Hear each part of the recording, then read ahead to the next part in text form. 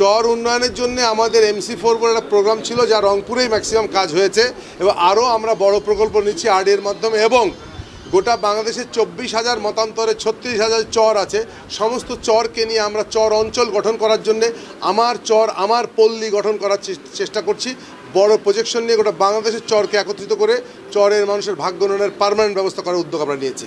এই প্রজেক্ট থেকে একটা ট্রেনিং রুম করা হয়েছিল। সেই ট্রেনিং রুমে এই মহিলাদের আমরা ট্রেনিং দিয়েছি এবং যারা আজকে 640 জনকে স্যার আমরা এই প্রশিক্ষণ